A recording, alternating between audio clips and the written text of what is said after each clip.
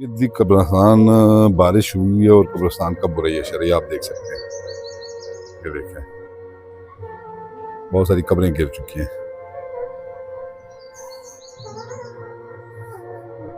ये देख सकते हैं आप सब।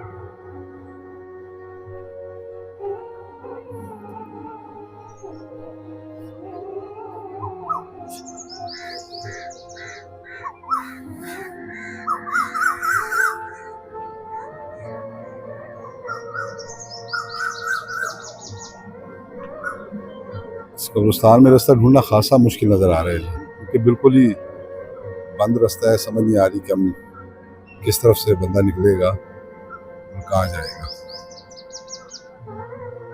मैंने बहुत सारे जो है वो कब्रिस्तानों में जाता हूँ, चूँकि आज बारिश भी हुई है और ये पुराना कब्रिस्तान है जहाँ की मुझे लगता है बिल्कुल ही कोई देख रेख नहीं है। यहाँ कोई भी जो है वो किसी भी किस्म की शायद जो है वो देखभाल करने वाला शख्स नहीं है। अल्लाह आसरे है सब कुछ। वैसे तो ये पूरा मुल्क ही अल्लाह आसरे है, लेकिन कब्रिस्तानों का तो हशर ही बुरा है। अब ये देखिए क्या हाल हो चुके हैं कब्रिस्तानों। यानी हम यहाँ से गुजरते हुए बंदे को बाकायदा तौर पे खौफ महसूस होता है कि मैं पता नहीं कहाँ गिर जाऊँ। ये देख लेते हैं आप। जावेद कोडू साहब जी बड़े इंसान थे। जिंदगी के आखिरी को 9-10 साल उन्होंने बड़ी कसम पुरसी के आलम में गुजारे, बीमारियों से लड़ते हुए गुजारे, लेकिन फिर भी बड़े बाहिम्मत इंसान थे और बार बार अपीलें करते रहे हुकूमत से कि उनकी इमदाद की जाए, मगर कोई उनकी इमदाद को ना आया। ये देखें जी, इंसान जब मर जाता है ना जी, फिर ये हाल है जी। ये देखें, कुछ भी नहीं रहता इंसान का जी, बस यही हाल है जी इंसान का। ये कब्र का आप हाल देख लें सब। ये देखें, सब कुछ यही रह जाता है। मैं करता इंसान कब्र में उतर जाता है। चलें जी, अब अंदर चलते हैं, देखते हैं कोडू साहब की कब्र को देखते हैं जी।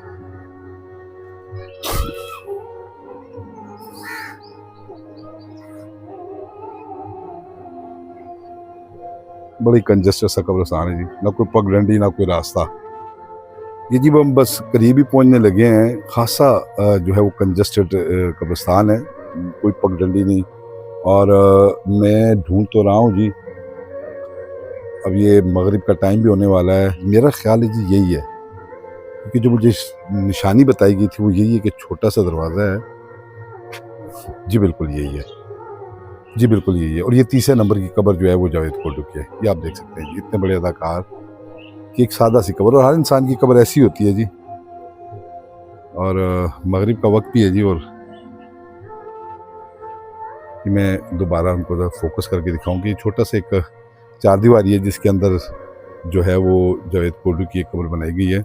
मैं खासी देर से तलाश करता हूँ, पहले भी एक दफ़ा आके गलत कब्रिस्तान में जाके तलाश करा था।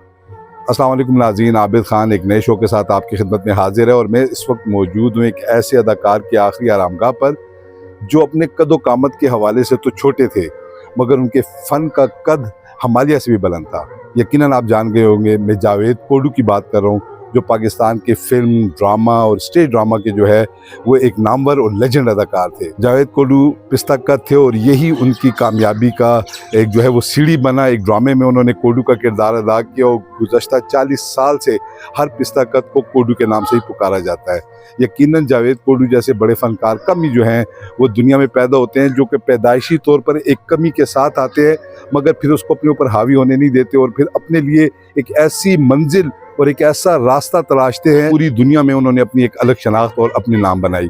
लाहौर के छोटे मियाँ कब्रिस्तान में उनका जो है वो एक सादी सी कब्र है। उनके वालदैन, उनके पोते और उसके साथ जो है वो दीगर जो लोग हैं, 5 कब्रें हैं इस छोटे से हाते में जहाँ जावेद कोडू दफन है। ये तीसरे नंबर की कब्र जो है वो जावेद कोडू की है। लाहौर के छोटे मियाँ कब्रिस्तान के एक वीरान से गोशे में एक छोटी सी चारदीवारी है जिसमें 5 कब्रें हैं। इन कब्रों पर कोई कतबा नहीं। इन्हीं कब्रों में से एक कब्र उस शख्स की है जिसने 40 साल तक अपनी मज़ाहिया अदाकारी से लोगों के दिलों पर राज किया। वो एक छोटे कद का बड़ा फनकार था। गो के जावेद कोडू का कद तो छोटा था, मगर अल्लाह ताला ने उसे फन की बड़ी सलाहियतें दी हुई थी और उसने भी अपने छोटे कद को अपनी मंजिल की राह में हायल होने नहीं दिया। कोडू से पहले भी छोटे कद के कई फनकार छोटी और बड़ी स्क्रीनों पर नमूदार होते रहे, मगर कुछ वक्त के बाद ही वो गोशे गुमनामी की नजर हो गए। जावेद कोडू शायद वो वाहिद मिसाल है जिसने 40 साल तक अपनी अदाकारी से लोगों के दिलों पर राज किया। कोडू से पहले छोटे कद के लोगों को मुख्तलिफ नामों से पुकारा जाता था, लेकिन एक ड्रामे के किरदार से उसका नाम कोडू ऐसा मशहूर हुआ कि 4 दहाइयां गुजर गईं। आज भी जो इंसान छोटे कद का हो उसे कोडू कहा जाता है। जावेद कोडू ने 80 की दहाई से अपने फनी सफर का आगाज किया और सैकड़ों टीवी और स्टेज ड्रामों में अपनी अदाकारी के जौहर दिखाए। उन्होंने 150 फिल्मों में भी काम किया। एक वक्त में ये छोटे कद का फनकार स्टेज के बड़े बड़े फनकारों में शामिल था और हर ड्रामे में खास तौर पर कोडू का नाम और तस्वीर नुमाया तौर पर शाया की जाती, जिसे देखकर शायकीन सिनेमा घरों और थिएटर्स की जानिब खिंचे चले आते। जावेद कोडू का कैरियर शानदार तरीके से रवां दवां था, मगर 2016 में उनकी तबीयत खराब हुई और तशखीस से पता चला कि दिमाग की शरियान में मसला है। अब ये मसला किसी हद तक हल हुआ था कि उनका एक्सीडेंट हुआ और कूल्हे की हड्डी टूट गई, जिसका ऑपरेशन हुआ। ताहम इसी दौरान उन्हें शुगर, ब्लड प्रेशर समेत दीगर बीमारियां लाहक हो गई। इन बीमारियों की वजह से वो ज्यादातर साहिब फिराश रहने लगे, मगर बीमारियों के बावजूद वो अदाकारी करते और लोगों में मुस्कुराहटें बखेरते रहे।